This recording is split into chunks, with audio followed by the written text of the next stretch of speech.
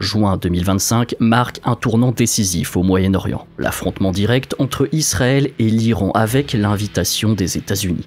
Les séries de frappes militaires, de menaces nucléaires et de recomposition d'alliances bouleversent un équilibre régional déjà fragile. Pire encore, cette guerre dégénère en crise dans tout le Moyen-Orient et ne se limite pas à une rivalité bilatérale. Elle expose les faiblesses internes des États, révèle la dépendance des économies mondiales aux routes maritimes stratégiques et met à l'épreuve la capacité des puissances extérieures à gérer une instabilité devenue systémique dans le monde actuel.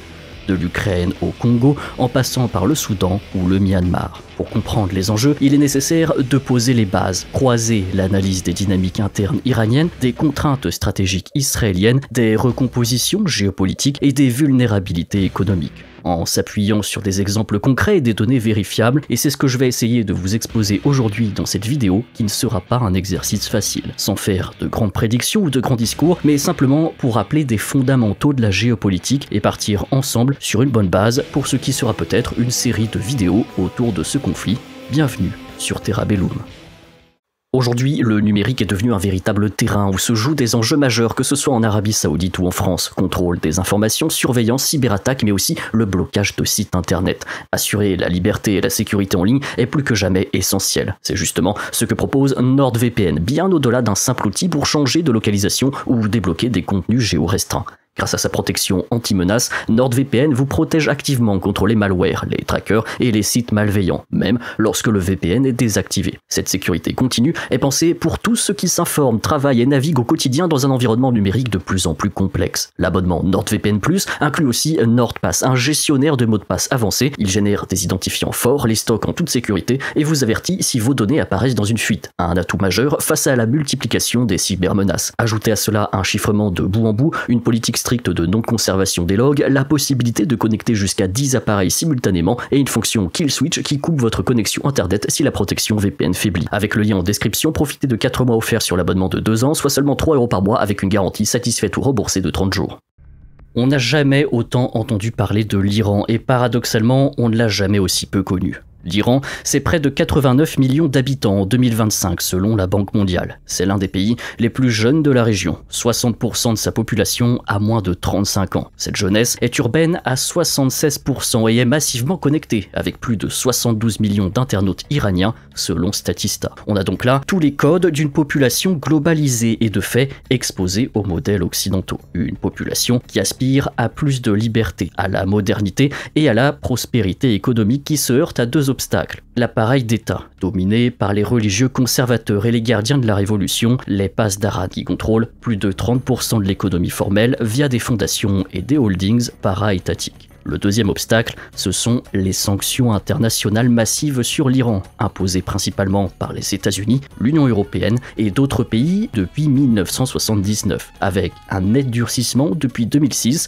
et une actualisation régulière selon l'évolution de la situation géopolitique. Ces sanctions ont plongé l'Iran dans une crise économique qu'on aurait du mal à imaginer en Europe, marquée par une forte baisse des exportations de pétrole qui représente environ 10% du PIB iranien, une inflation galopante, officiellement 45% selon le FMI, et une dépréciation de sa monnaie, et surtout un isolement du pays sur les marchés financiers mondiaux. Cette situation a entraîné une hausse généralisée des prix, une baisse du pouvoir d'achat, une augmentation du chômage, 9,7%, mais plus de 23% chez les jeunes diplômés, et bien sûr, des difficultés d'accès à certains produits essentiels, notamment les médicaments. L'ensemble de la population, surtout les classes moyennes et modestes, subissent une dégradation du niveau de vie et une précarité croissante, tandis que les perspectives de croissance et de développement du pays restent fortement limitées. Ce contexte favorise la migration étudiante qui doit atteindre les 120 000 personnes en 2025 avec un taux de retour en Iran de seulement 1%. Et 68% des jeunes Iraniens expriment le désir d'émigrer. Le romantisme voudrait que l'on cite des motivations politiques, mais c'est principalement la crise économique et le manque de perspective qui les poussent au départ selon la CSDI. En résumé, les sanctions économiques tuent l'Iran à petit feu en la privant d'une part de sa jeunesse, et si on le voit en vidéo aujourd'hui, dites-vous que les autorités iraniennes le voient également. L'Iran, c'est aussi un empire multiethnique. Les Persans constituent 61% de la population, suivis par les Azerbaïdjanais 16%, les Kurdes 10%, les Lurs 6%, les Arabes, les Baloutches et les Turkmènes chacun autour de 2%, ainsi que d'autres minorités régionales. Ces peuples sont en Perse depuis des décennies, voire des millénaires. Mais cette diversité apporte son lot de complexité et de revendications séparatistes plus ou moins marquées, notamment avec les Kurdes et les Baloutches qu'on avait vus dans une ancienne vidéo il y a plus d'1 an et qui peuvent fragiliser l'Iran de l'intérieur avec des ingérences extérieures. Ajoutez à tout cela une fracture de plus en plus difficile à soigner entre société civile et État religieux. Les manifestations de 2019, 2022 et 2023 ont rassemblé jusqu'à 2 millions de personnes malgré une répression qui a causé plus de 500 morts en 2022 selon Amnesty International. Et pourtant, malgré tout ce que je viens de citer depuis le début de cette vidéo, l'Iran tient pour le moment. L'élection du président réformateur Massoud Pezeshkian en 2024 a révélé l'aspiration à une ouverture, mais les marges de manœuvre du président restent limitées face au guide suprême et au pass d'Aran. Je vous invite à revoir la vidéo des élections iraniennes l'année dernière. Pourtant, la disparition de figures clés, dont le président Ebrahim Raisi, mort accidentellement en mai 2024, a fragilisé la continuité politique et ouvert la voie à de nouvelles luttes d'influence en Iran. Les réformateurs tentent de profiter de l'usure des conservateurs pour impulser une restructuration progressive de la République islamique. Il y a par exemple un clivage sur le hijab, devenu un symbole en Iran qui illustre cette tension. Les religieux exigent une application stricte, tandis que les réformateurs alertent sur le risque de soulèvement. Évidemment, les débats internes vont plus loin que ça, comme la gestion de la crise économique, la politique étrangère et la place des femmes dans la société qui révèlent une compétition idéologique et un véritable débat politique inédit au sein du pouvoir.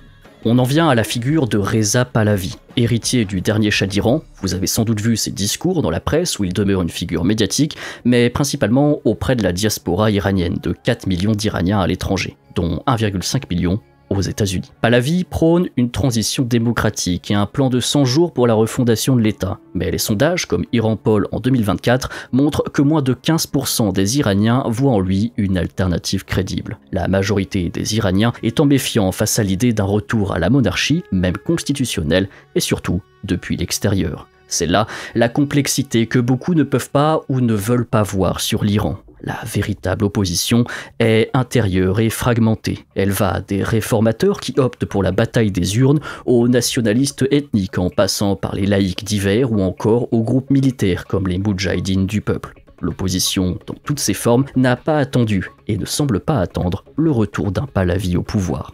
Finalement, les échanges de tirs et les bombardements ne sont que l'expression visible et la continuité de cette guerre de l'ombre depuis des décennies qui se joue entre l'Iran, Israël et les États-Unis. La chute de la Syrie d'Al-Assad en 2024 et l'affaiblissement du Hezbollah libanais ont privé l'Iran de ses principaux relais régionaux. Le corridor logistique qui reliait Téhéran à la Méditerranée orientale est coupé, limitant la capacité de projection militaire et diplomatique de l'Iran. Et si en Irak, les milices chiites conservent une influence, le gouvernement central cherche aussi à rééquilibrer ses alliances. Malgré cet isolement, l'Iran conserve des atouts. Son arsenal balistique est estimé à minima à plus de 3000 missiles de portée variable selon l'IISS. Des capacités cyberoffensives reconnues, avec plus de 200 attaques majeures attribuées à l'Iran entre 2022 et 2024 selon FireEye, et des alliés actifs au Yémen, en Irak et peut-être même encore en Syrie. Les réseaux de renseignement et les alliances confessionnelles, notamment avec les minorités chiites du Golfe, permettent à Téhéran de maintenir une capacité de nuisance régionale, ou plutôt, selon le point de vue diplomatique, de dissuasion régionale, orientée face à Israël. Et Israël, on en vient. Le pays fait face à une pression opérationnelle inédite. Depuis octobre 2023, la guerre à Gaza a causé plus de 35 000 morts palestiniens selon l'OCHA et mobilise près de 60 000 soldats israéliens. En Cisjordanie, les opérations de sécurité et les blocus se sont intensifiés tandis qu'Israël et ses colons contrôlent plus de 60% de la province. 2024 a vu une hausse de 27% des arrestations et une multiplication des incidents violents. Au sud Liban, Tsahal maintient 15 000 hommes en état d'alerte face au Hezbollah, tandis qu'en Syrie, les frappes contre les positions iraniennes puis contre les milices ou la nouvelle autorité syrienne se sont intensifiées. Cette multiplication des fronts tend les capacités de l'armée israélienne. Le budget de la défense israélien a atteint 28,8 milliards de dollars en 2025, soit 5,2% de son PIB, selon le CIPRI.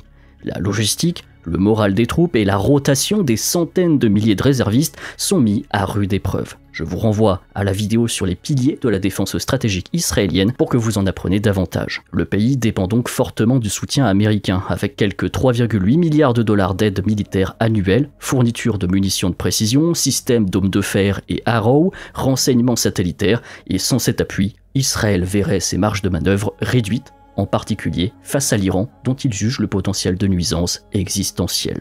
Quelle est cette menace existentielle? C'est bien sûr l'arme nucléaire iranienne, ou en tout cas la possibilité de l'Iran d'en acquérir une, car là encore, il convient de nuancer. En 2025, l'Iran dispose d'environ 408 kg d'uranium enrichi à 60%, et d'un stock total supérieur à 9200 kg d'uranium, selon l'AIEA. Cette latence nucléaire lui permet de dissuader ses adversaires sans franchir, pour le moment, le seuil de la bombe et tout en gardant une marge de négociation. Jusqu'à aujourd'hui, la doctrine iranienne exclut, en théorie, la fabrication d'une arme nucléaire opérationnelle, le guide suprême restant opposé à la bombe par crainte d'une escalade incontrôlable. L'Iran utilise donc un statut d'état du seuil comme outil de dissuasion, tout en restant dans le cadre du traité de non-prolifération. La principale inquiétude, c'est que les frappes israéliennes, puis américaines, produisent l'effet inverse de celui recherché. Au lieu de freiner le programme nucléaire iranien,